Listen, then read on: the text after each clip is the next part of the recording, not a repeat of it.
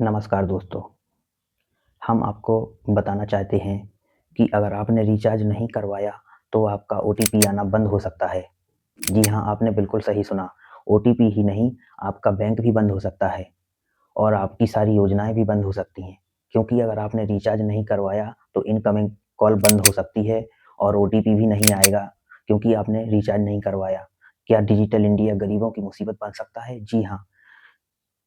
सांसद राघव चड्ढा ने संसद में यही सवाल उठाया कि गरीबों के लिए भारी पड़ सकता है डिजिटल इंडिया, क्योंकि गरीबों के पास रिचार्ज के लिए पैसे ही नहीं हैं, तो उनको उससे क्या फ़ायदा होगा? जी हाँ, आपने बिल्कुल सही सुना, गरीबों के पास अगर रिचार्ज के लिए पैसे नहीं हैं, तो कोई फ़ायदा नहीं होने वाला।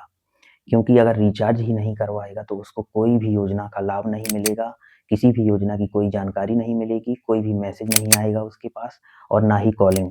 इसलिए हमारा यही उन लोगों से अनुरोध है कि उनके बिल को पास किया जाए, क्योंकि ऐसी योजनाएँ जो गरीबों तक केवल फ़ोन में पहुँचती हैं और उनको लाभ मिलता है। कई सारी पेंशन और बहुत सारी योजनाएँ हैं जो मोबाइल में मैसेज आते हैं। अगर उनने रिचार्ज नहीं करवाया या किसी मुसीबत में फँस गए और उनके पास पैसा नहीं है, तो वो कैसे अपनी मुसीबत से निकलेंगे? उन्हीं का पैसा उन्हीं तक नहीं पहुँच पाएगा। मोबाइल के ज़रिए आना-जाना रहता है पैसे का, इसलिए आप ध्यान दीजिए थोड़ा। सरकार से भी हमारा अनुरोध है कि ऐसी जो ये रिचार्ज के दाम दाम भी कम करवाए जाएँ और ये जो सेवाएँ हैं, ये भी चालू करवाई जाएँ, क्योंकि विदेशों में ये सब जो सुविधा है, ये चालू रहती है। ओटीपी आना, कॉल आना, मैसेज आना, ये सब चालू रहती हैं। केवल आप कॉल नहीं कर सकते इधर से। हाँ, तो ऐसा अपने इधर भी होना चाहिए कि कम से कम आप अपने मोबाइल से हर चीज़ जानकारी पा सकें। हाँ, ये है कि आप कॉल नहीं कर सकते, ठीक है, तो ये चीज़ मोबाइल रिचार्ज कराने के बाद ही चालू होना चाहिए कि आप कॉल कर सकें, वीडियो कॉल कर सकें।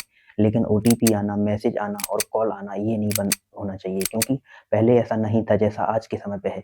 पहले ऐसा था कि ओटीपी आ जाता था और कॉल आ जाते थे, मैसेज आ जाता था।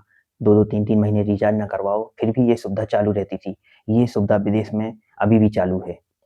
इसलिए हमारा सरकार से अनुरोध है कि इस चीज़ पर थोड़ा ध्यान दीजिए, क्योंकि गरीबी बहुत बढ़ती जा रही है अपने देश में और आप डिजिटल इंडिया बना रहे हैं। क्या ऐसे बन सकती है डिजिटल इंडिया? नहीं, बिल्कुल ऐसे तो बिल्कुल भी नहीं बन सकती है, क्योंकि जब गरीब के पास अपने रिचार्ज के लिए पैसे नहीं हैं, तो बताओ फिर उसके पास क्या-क्या नई मुसीबत आ सकती है।